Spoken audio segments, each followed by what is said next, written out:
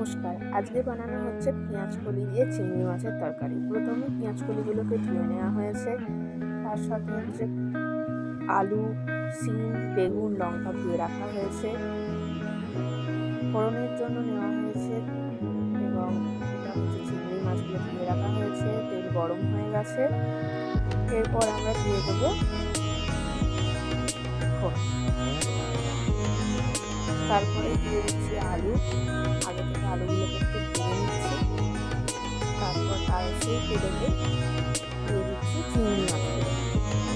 চিংড়ি মাছগুলো একটু ভাজা ভাজা হবে, কিছুক্ষণ অপেক্ষা করতে হবে চিংড়ি মাছগুলোর জন্য।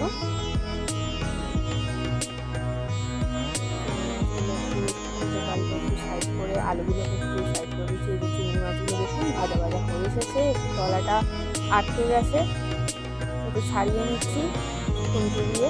দেখুন ভাজা ভাজা হয়ে এসেছে চিংড়ি মাছ, আলু সব একসাথে। এবার রেখে দিলাম। দুটোই বোতল মোটামুটি ভালোই ভাজা হয়ে গেছে, লাল লাল করে। দেখুন নেড়ে নেড়ে এবার হয়ে এসেছে ভালো রকম। এবার বাদ বাকি যে আনাজগুলো কেটে রাখা আছে, শিম, বেগুন, একটা কাঁচা লঙ্কা, সেইগুলো এদের সাথে তুলে দিলাম।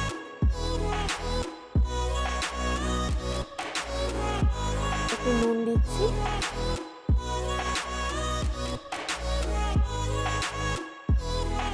এবার একটু হলুদ দিলাম,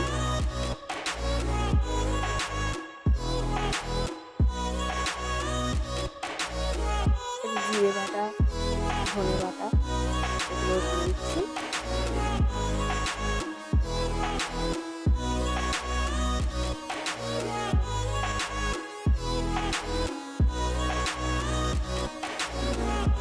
দিলাম